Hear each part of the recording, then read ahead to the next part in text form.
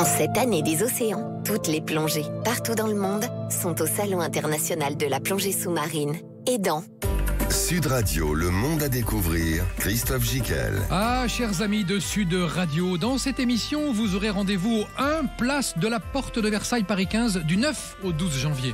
Et là, vous trouverez soudainement à la fois en immersion et à la fois comme dans une bulle. Et c'est là en effet que le 26e Salon international de la plongée sous-marine vous tend les palmes. Et nul besoin d'être forcément plongeur pour s'y rendre, car on vous y parle avant tout de loisirs, de bien-être, de plaisir et de voyage, mais aussi de protection de l'environnement et de la vie dans les océans. Car le premier salon de l'année doit aussi son succès en cette parenthèse enchantée qu'il propose, surgit comme un îlot tropical et estival coloré à côté du périph', au beau milieu d'une grisaille parisienne maussade. Oui, tous les ans, en ces débuts d'année, ce salon unique en son genre recrée avant tout une bulle de chaleur humaine, de convivialité joyeuse et d'échange autour d'une passion commune, l'univers aquatique et sous-marin qui nous entoure. On y découvre donc que la plongée n'est pas seulement une pratique sportive ou de loisirs exploratoire d'un monde différent, non, c'est bien plus que ça. À titre individuel, une expérience sensorielle de bien-être en apesanteur, de relâchement musculaire, de prise de conscience de sa respiration et de méditation. Mais aussi une prise de conscience collective, car avec plus de 40 conférences passionnantes, ce salon est une sorte d'université d'hiver sur la santé de nos mers, nos océans, nos lacs, leur faune, leur flore qui viennent documenter une pléiade d'experts et de spécialistes du monde aquatique de premier plan. Une sorte de grand-messe, oui voilà, du monde marin et sous-marin, à la fois apaisante, stimulante comme un bain de jouvence en pleine mer et en pleine conscience, et c'est ce à quoi nous vous convions dans cette émission. Sud Radio, le monde à découvrir, Christophe Gicquel. Et pour parler bien sûr de cette pleine conscience de la mer, du monde sous-marin, bien sûr du monde subaquatique, de la plongée sous-marine, Hélène de Terrac est avec nous. Elle est directrice et fondatrice du Salon international de plongée sous-marine. Bonjour Hélène.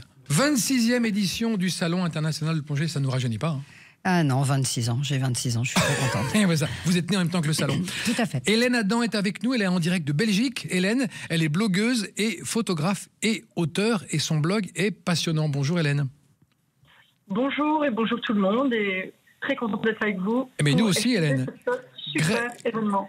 Greg Lecoeur est avec nous, il est photographe, naturaliste sous-marin, parrain du salon. Il nous dira comment et pourquoi il va intervenir sur le salon. Il est à Nice lui. Bonjour Greg. Bonjour à tous. Alors Hélène, on va commencer à parler de ce salon, la physionomie déjà du salon. Bon, on sait que c'est tout public, mais déjà ce que j'aimerais vous entendre dire, c'est que c'est un moment où le temps un peu s'arrête pendant 4 jours, hein, du 9 au 12 Ah janvier. tout à fait, c'est une parenthèse. C'est ça, c'est vraiment une bulle. C'est une bulle, c'est une parenthèse juste après les fêtes. Une parenthèse de chaleur, parce qu'on parlait du froid parisien, mais en même temps il fait très chaud dans le hall. Il y a des palmiers, il y a des couleurs. Mais oui. C'est très coloré. Il y a du voyage, il y a des gens qui sourient, il y a des gens qui se retrouvent. C'est smiling, c'est zen, c'est cool, c'est sympa. C'est vraiment une très belle parenthèse et je crois que les gens y vont pour ça, pour passer un bon moment. Et en plus, c'est juste après les fêtes, donc on souhaite la bonne année, tout le monde s'embrasse, c'est une grande famille, c'est super sympa. C'est le premier rendez-vous de l'année, en fait, c'est le premier salon de l'année à Paris. Oui, tout à fait. Est-ce qu'on peut dire qu'il est tout public? Oui. Ah oui, il est tout public, mais même tout public, puisqu'il y a beaucoup de choses pour les enfants. Une chasse au trésor. Il y a une chasse au trésor, il y a des conférences, il y a des BD, il y a la piscine qui fait quand même 30 degrés.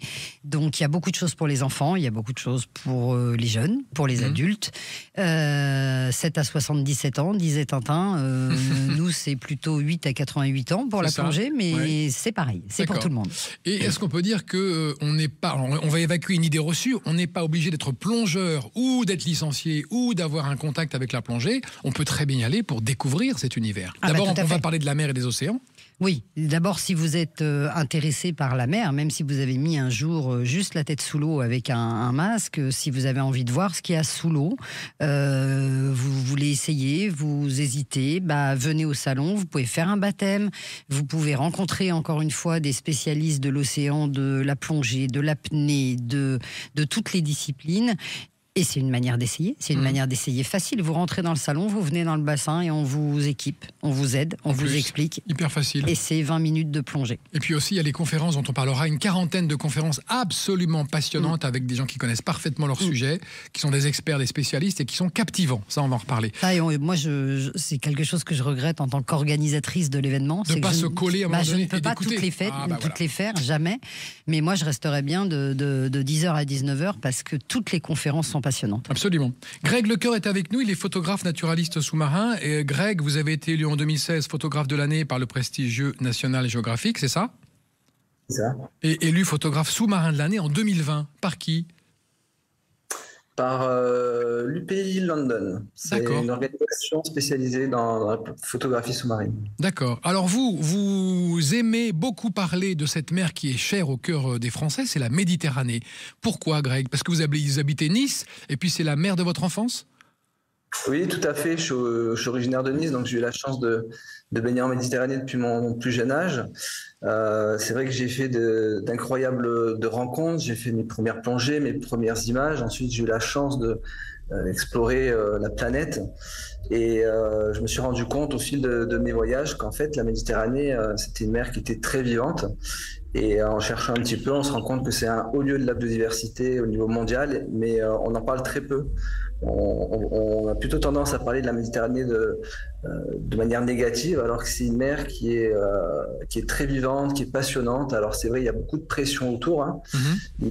Voilà, moi j'aime beaucoup cette Méditerranée. C'est d'ailleurs suite à une rencontre au large de Nice avec des globicéphales, hein. Ce sont des grands dauphins qui m'a donné avec un front un peu ça, exubérant, hein, voilà. Voilà, c'est ça, hein. Ce sont des dauphins qui font la taille de 4 à 5 mètres. Hein. J'étais au large avec mon petit bateau qui faisait la taille de ces animaux et j'ai passé un moment absolument féerique au large de la Méditerranée. En rentrant à terre, quand j'ai raconté cette rencontre, en fait, peu de gens connaissaient l'espèce, peu de gens me croyaient presque, donc j'ai décidé de me mettre à la photographie pour ramener des souvenirs et partager des aventures. Et ce qu'on peut dire dans votre aventure formidable, c'est que vous avez changé de métier. C'était pas votre métier au départ. Et dès l'instant où vous êtes devenu photographe, naturaliste et sous-marin, vous avez accumulé les prix. Vous avez un vrai don pour ça. Alors oui, j'ai surtout une grosse passion pour le monde marin. C'est vrai qu'en plus, je suis de la génération des aventures du commandant Cousteau, du film du Grand Bleu. Habitant Nice, on a un terrain de jeu formidable. Donc c'est vrai que j'ai passé beaucoup de temps dans l'eau. Et quand j'ai évolué, j'ai fait des études, puis ensuite j'étais chef d'entreprise.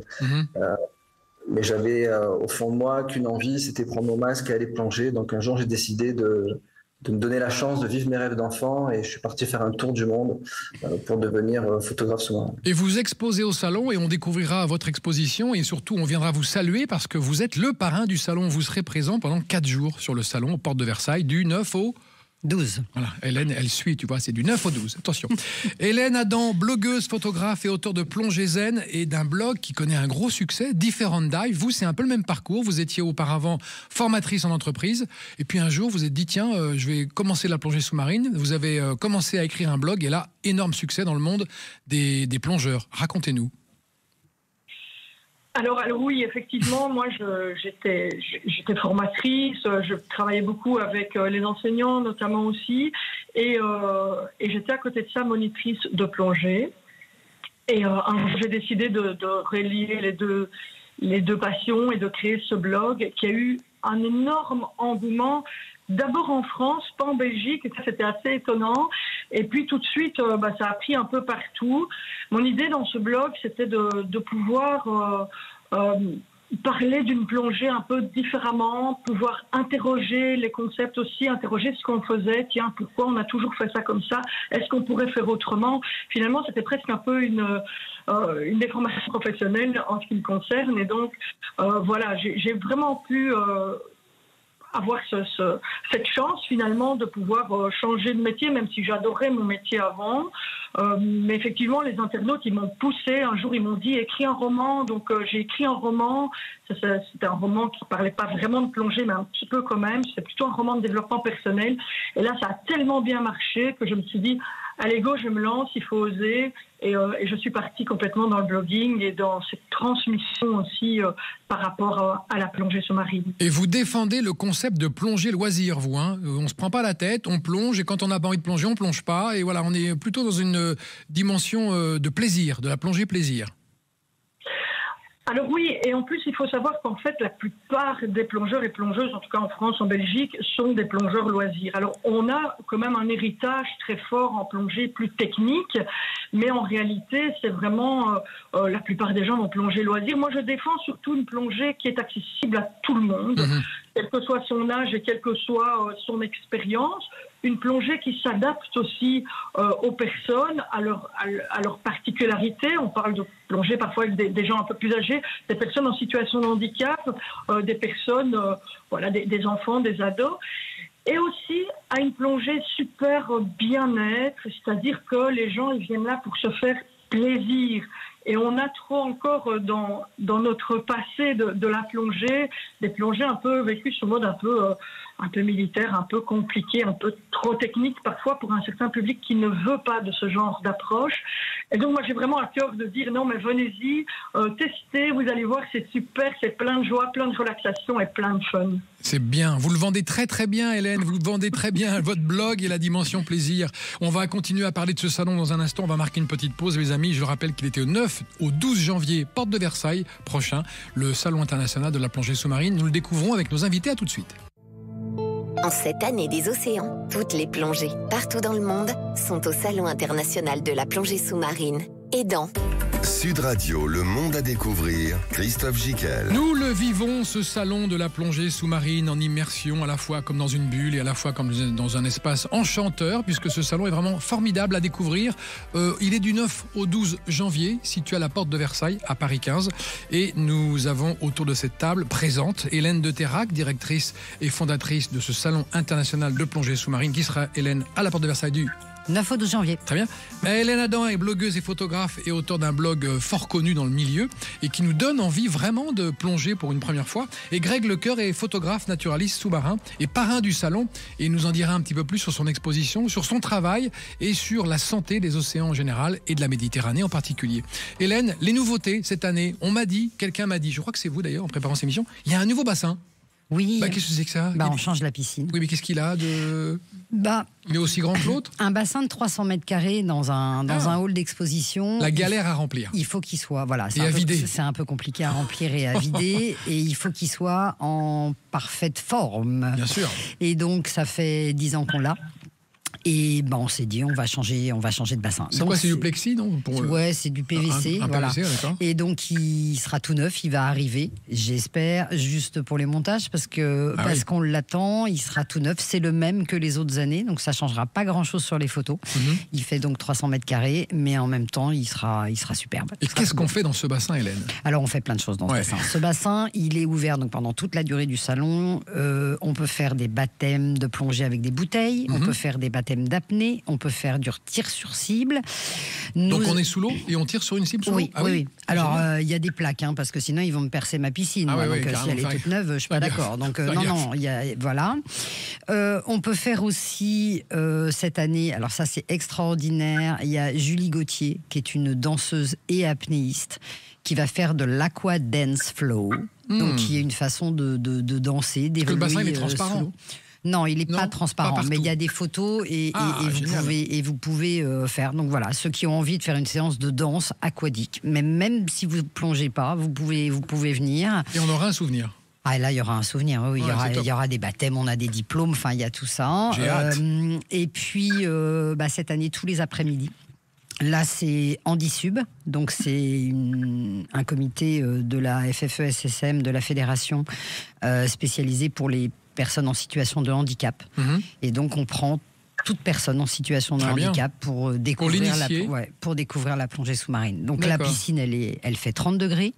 Vous pouvez venir avec votre maillot de bain et votre serviette. Si vous ne les avez pas, on vous prête tout le matériel. Il y a 25 moniteurs en permanence autour du bassin. Génial. Une fois que vous rentrez dans le salon, tout est gratuit, pas de réservation. Venez essayer. On prête le maillot ? Oui, on a des strings jetables. Mais non. Pour ceux qui ont oublié. Et des serviettes jetables. Comme dans les instituts de beauté. Quelle couleur les strings ? Noir. Ils sont bleu marine. Ah, très bien. Je m'aurais dit rose. C'est pas très sexy, mais ils sont bleu marine. Mais c'est pratique. Pour la photo, c'est génial.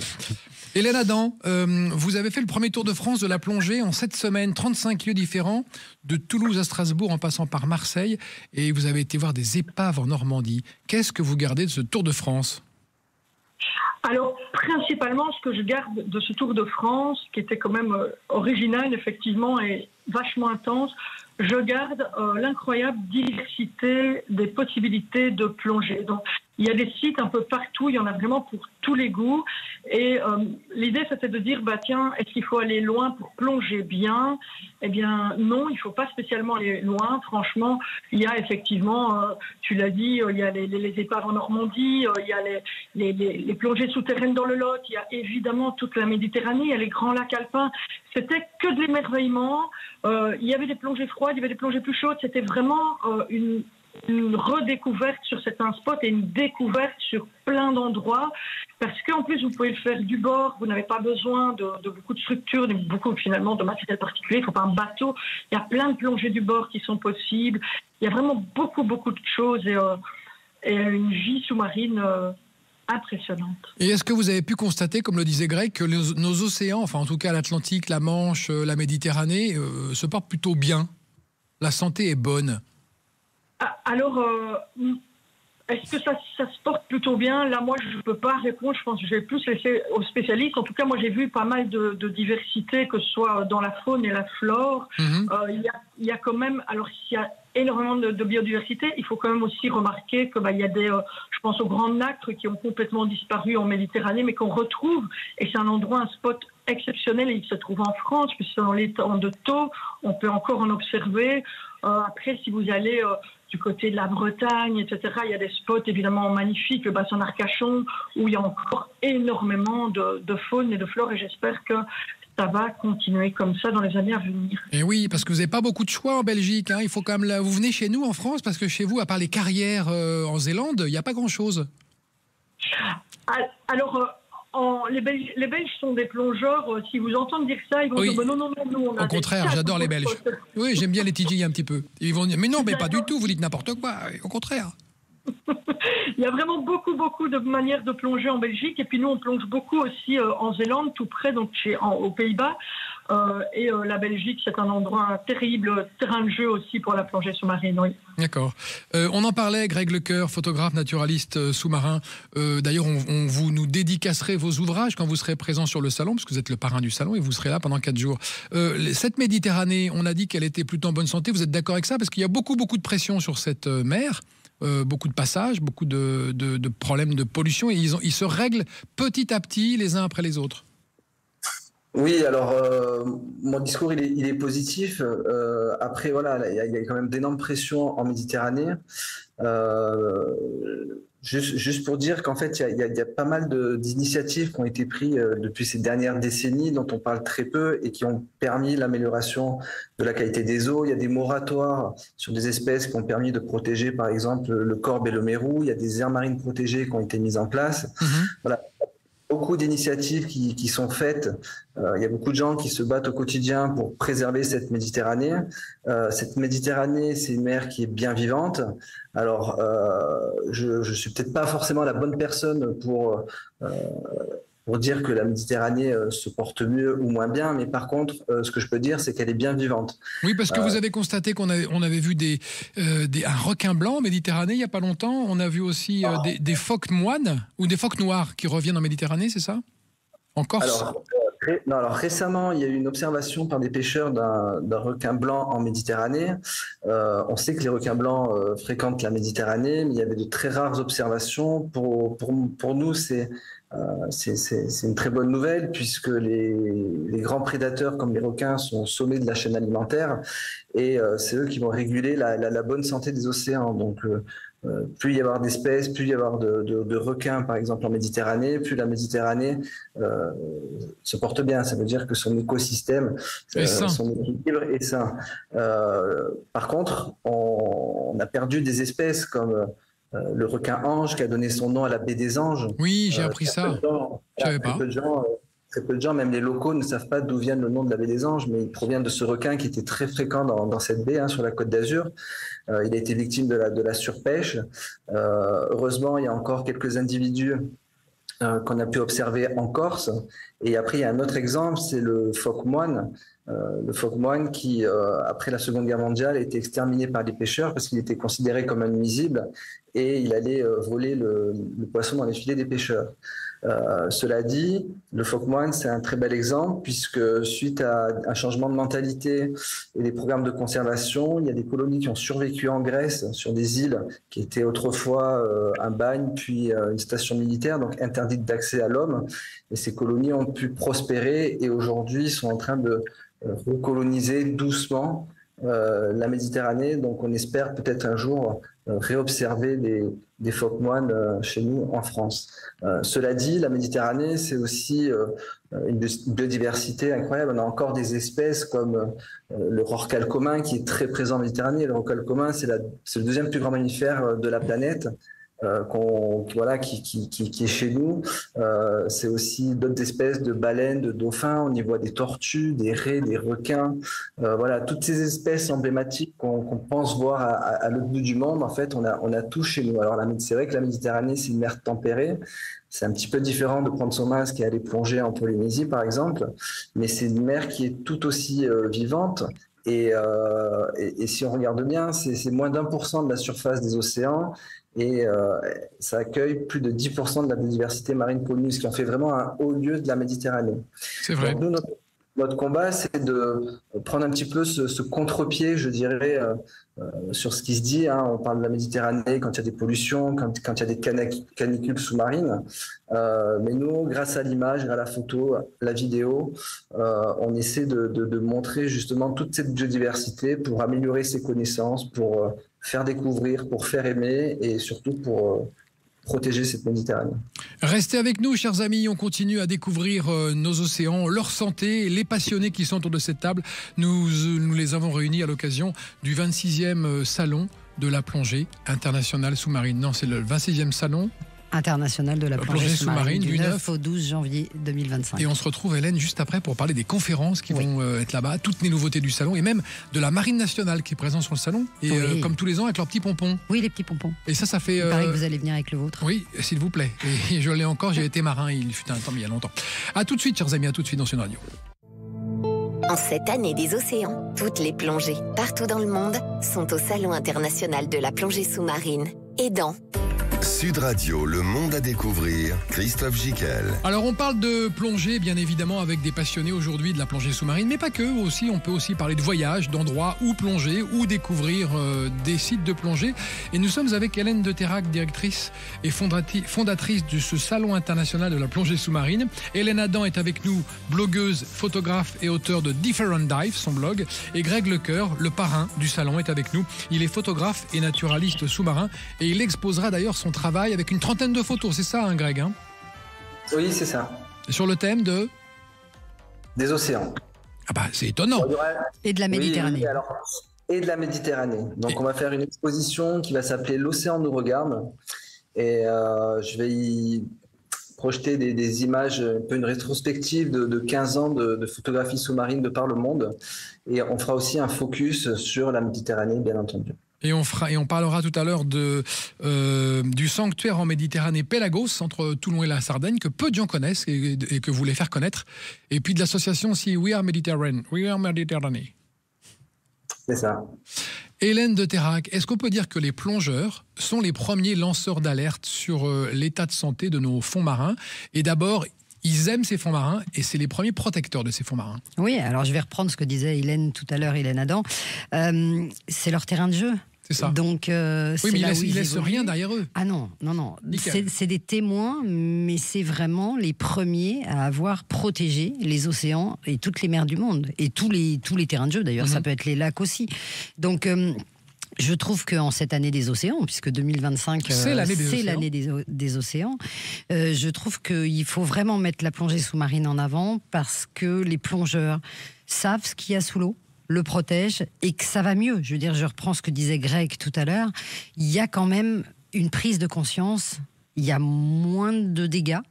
Ça va de mieux en mieux, mais continuons parce que c'est pas fini. Non, on est quand même au début du chemin. On est au début du chemin. D'accord. Voilà. On parlait de plongée sous-marine. Vous étiez d'accord avec nous tout à l'heure, Hélène Adam, pour dire que la plongée, c'est un moment presque de méditation. À un moment donné, on va se plonger dans un univers, ça va être beaucoup plus lent, on va être un apesanteur, on va écouter sa respiration et on rentre vraiment dans quelque chose de méditatif. Vous êtes d'accord avec ça ?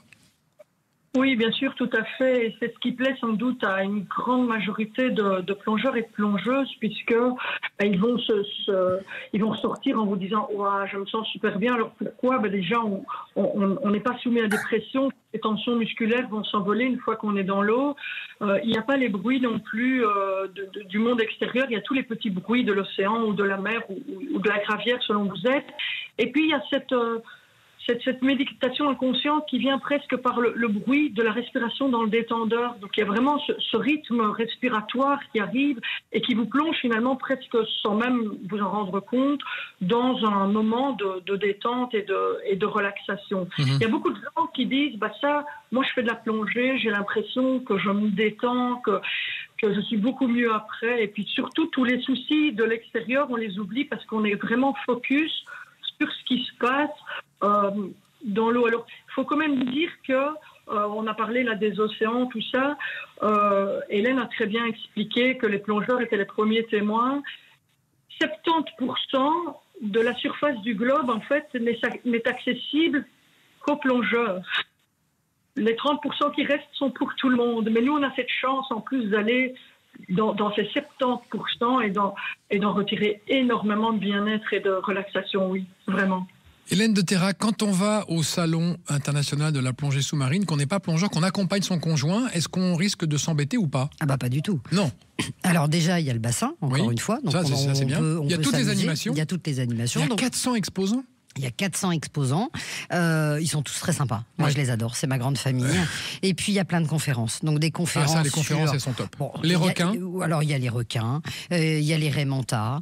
Il y a le Japon. Il y a Raja Ampat, donc en Indonésie. Il y a Mayotte. C'est-à-dire que vous avez des thématiques de conférences qui sont très variées. Et de toute façon, c'est une invitation au voyage. Absolument. Donc, on peut aussi aller à un voyage. On laisse son conjoint plonger si on n'est pas fan de plongée. Puis nous, on découvre le pays à côté. Exactement, exactement. Et puis alors tout est lié à la plongée. Tous les exposants ont une liaison avec la plongée, mais vous avez un fabricant qui fait des t-shirts magnifiques avec des dessins de poissons. Donc vous pouvez même ramener un petit t-shirt. Il y a des livres, il y a des dédicaces, il y a des BD. C'est culture, mode, loisirs, art de vivre, voyage. Et puis encore une fois, on le disait tout à l'heure, mais vous rentrez dans un hall qui est chauffé, vous laissez votre manteau, c'est coloré. On a envie de rester. Oui, c'est un week-end de vacances. C'est presque pas un pour week-end. moi, mais c'est un week-end de vacances pour les autres. C'est presque un week-end de vacances. Exactement. On en parlait tout à l'heure. Que vient faire la Marine nationale dans ce salon depuis des années? La Marine, c'est un fidèle exposant. Alors pourquoi? D'abord parce que pour eux, le salon de la plongée est un moyen de recrutement, puisque quand vous voulez travailler, être plongeur professionnel, l'une des choses qui est tout à fait possible, c'est de s'engager dans la Marine.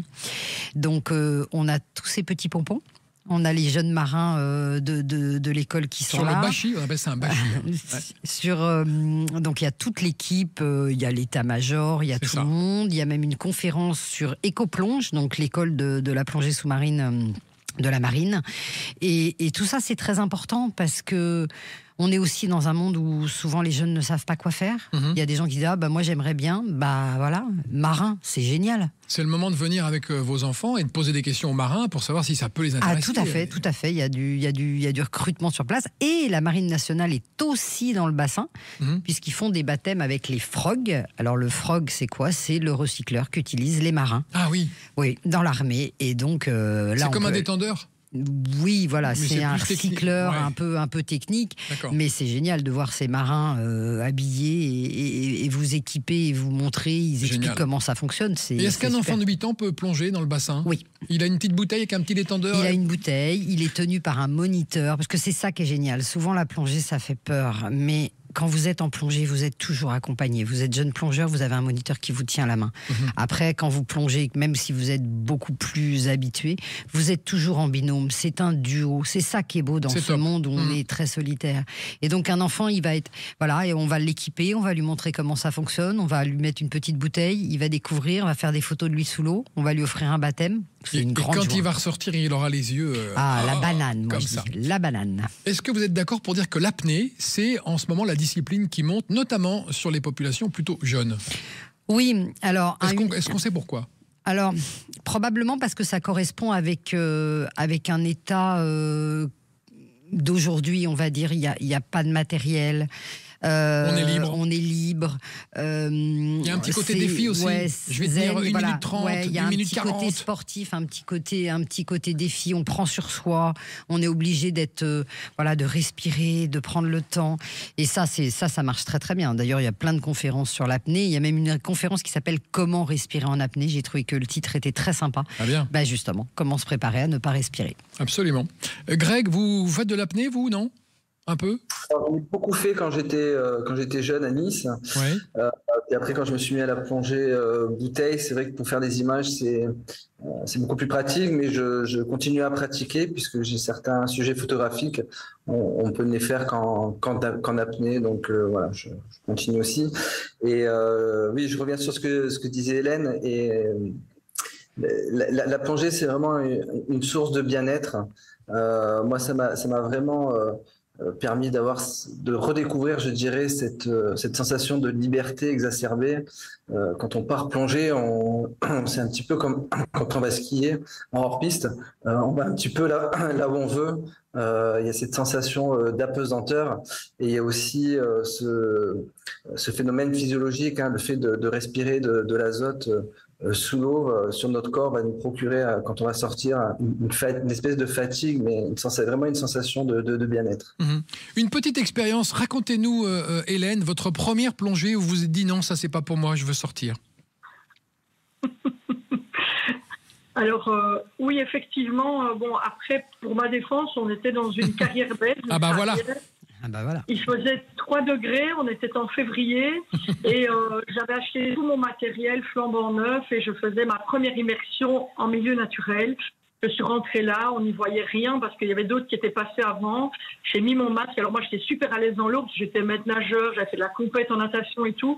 Je me suis mise dans l'eau là avec mon masque et ma première pensée ça a été ils sont complètement dingues, c'est hors de question, je sors, je revends tout, j'arrête. Et puis là, mon moniteur, il a passé la main devant mon masque, il m'a fait signe, est-ce que tout est OK ? Et là, je me suis dit, après tout, je lui fais confiance, ça fait quelques mois qu'il nous apprend en piscine, allez go, on est parti, et ça a été une révélation après. Non mais c'est génial, il faut absolument sensibiliser les gens à une première fois. Hélène, est-il vrai qu'on peut virtuellement faire de la plongée au salon avec une vision à 360 ? Oui, ce sont des masques à réalité virtuelle, donc c'est organisé par l'exposant Shark Mission France. Donc voilà, vous vous asseyez sur une chaise, vous mettez un masque, comme souvent maintenant dans beaucoup d'endroits, pour découvrir le monde de la plongée, pour découvrir le requin, pour découvrir des espèces.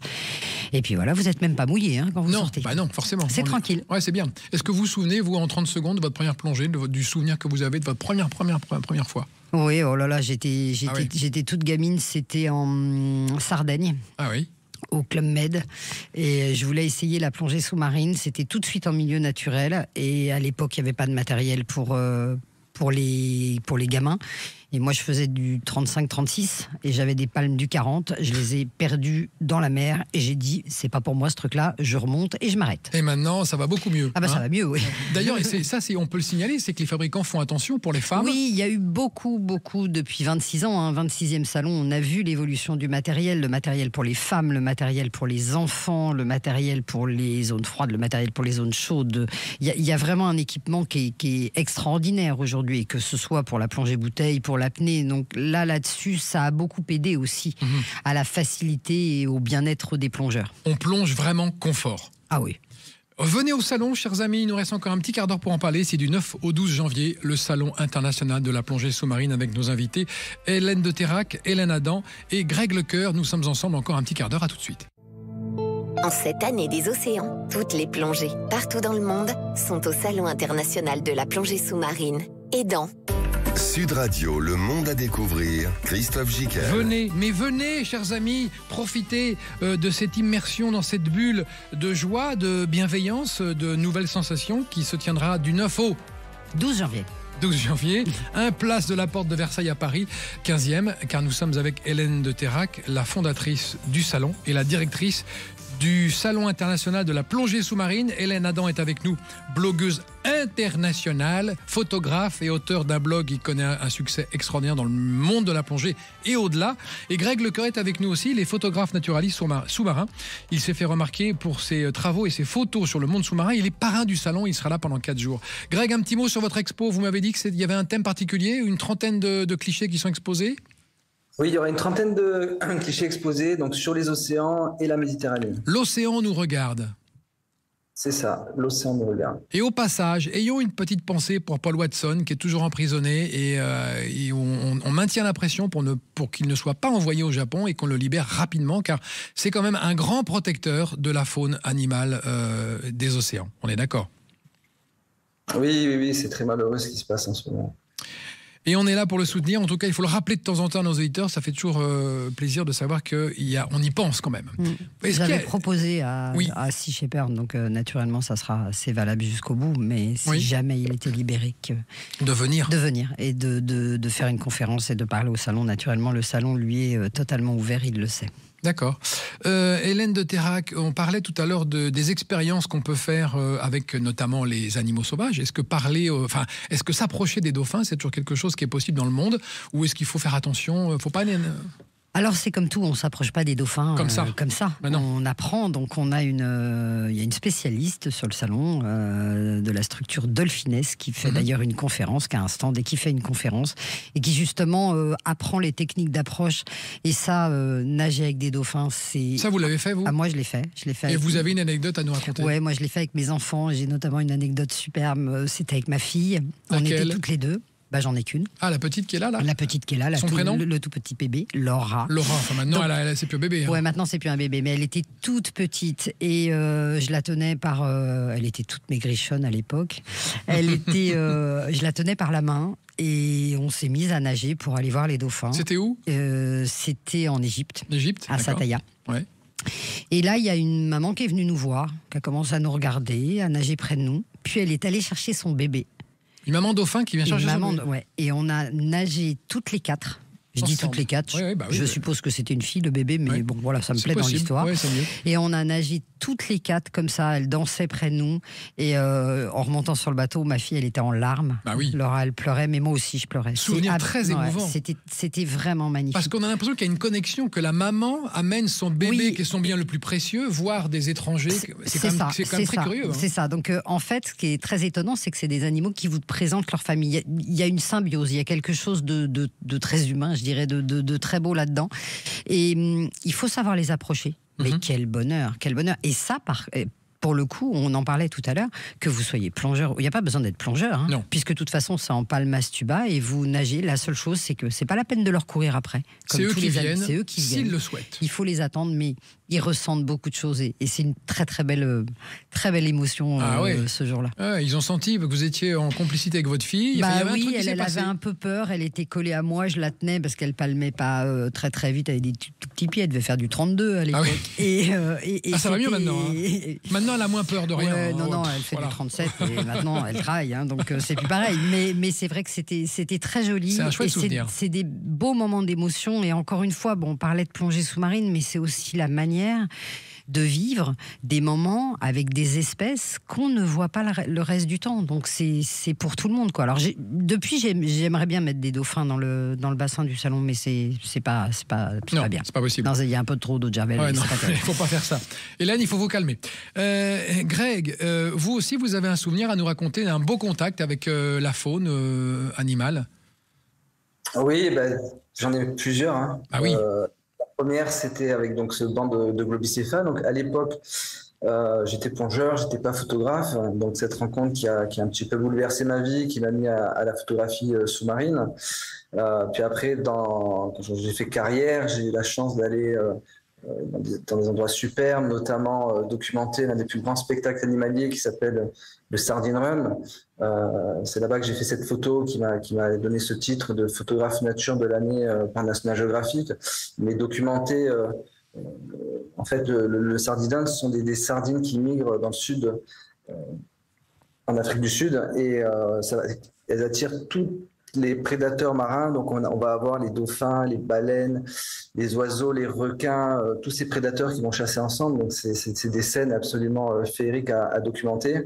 Et j'ai aussi une très très belle rencontre en Antarctique avec des phoques crabiers qui sont venus lors d'une plongée tout autour de nous, le long d'un iceberg.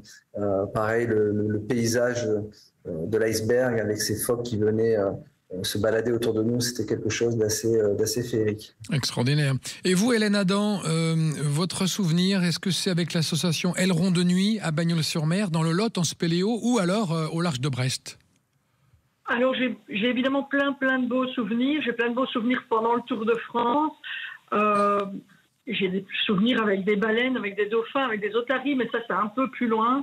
Et moi, finalement, ce que je retiens de toutes mes plongées partout autour du monde, c'est que là où je suis le plus en joie, c'est quand je me retrouve dans un banc de poissons, avec des poissons tout autour. Alors, peu importe qu'ils soient petits ou grands, ça va être complètement égal, que ce soit au Panama, que ce soit en France, que ce soit à Raja Ampat, mais tous ces poissons qui vous entourent. Et tout d'un coup, il y a comme une magie qui se fait et vous ne faites plus qu'un avec cet environnement-là et vous oubliez complètement tout le reste. Et d'ailleurs, il faut être vigilant à ce moment-là, mais ça fait perdre les repères et c'est juste waouh. Oui, c'est un effet waouh immense et d'immersion avec une vie foisonnante qui est autour de nous. Et c'est vrai que c'est très curieux, comme c'est une vie sauvage en fait qui nous approche. Greg, le sanctuaire méditerranéen Pélagos, est-ce qu'on peut y plonger à l'intérieur ou est-ce que c'est très réglementé? Il va d'où d'abord? Décrivez-nous ce sanctuaire. Il va d'où ce sanctuaire? Alors, le sanctuaire Pélagos, c'est un accord international tripartite entre la France, Monaco, l'Italie. Donc c'est une aire très vaste qui fait 87 000 km² et qui vise à protéger les mammifères marins en Méditerranée.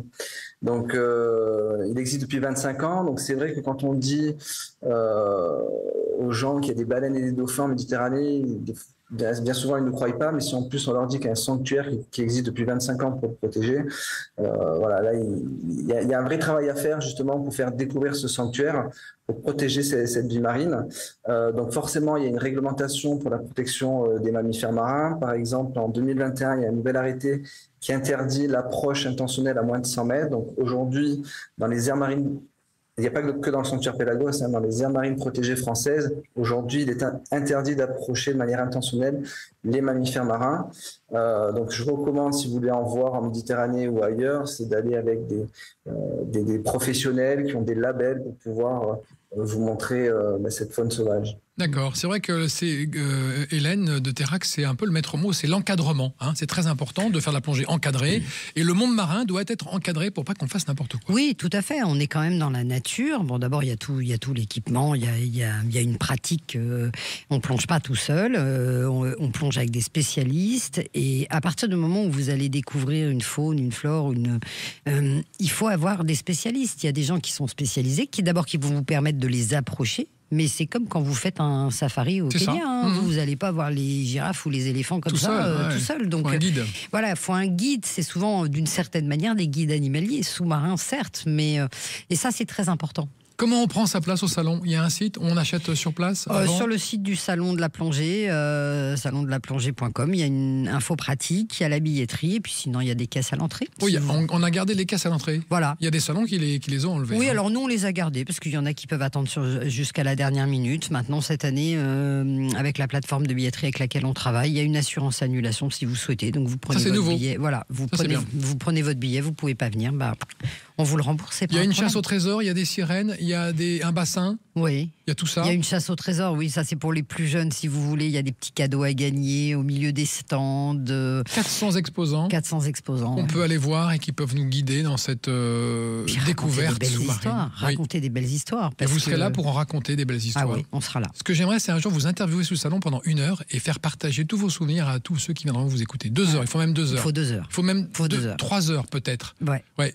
On fait ça. Mais vraiment que vous vouliez aller, même si vous avez envie de voyager et que vous vouliez aller voyager encore une fois au Japon, en Indonésie, à Tahiti. Et d'ailleurs, le Japon, c'est la grande tendance. Ah oui. C'est top. Aller plonger au Japon, c'est chic. Ouais. Ouais, c'est classe. Hein. Ah ouais. Mais vous pouvez aussi aller plonger sur la Costa Brava ou en Corse. Même ou... à Nice, certains plongent à Nice, figurez-vous. Bien sûr, bien sûr. Un truc incroyable. Bien sûr. Merci à tous mes amis d'avoir partagé votre expérience et votre passion pour la plongée et pour ce salon qui va se tenir porte de Versailles à Paris du 9 au 12 janvier. Avec vous, Hélène de Terrac, qui en êtes la fondatrice et l'organisatrice, et on vous verra en courir partout avec votre talkie-walkie. C'est ça. Et on pourra vous dire, on peut se parler, vous dire non, j'ai pas le temps. Non, mais si, j'ai du temps dans le salon. Merci à tous pour cette belle émission. Rendez-vous au salon. Merci Hélène, merci Greg. 9 au 12, porte de Versailles à Paris. À la semaine prochaine, dans la France à découvrir. Salut. En cette année des océans, toutes les plongées, partout dans le monde, sont au Salon international de la plongée sous-marine. Et dans Sud Radio, le monde à découvrir, Christophe Gicquel.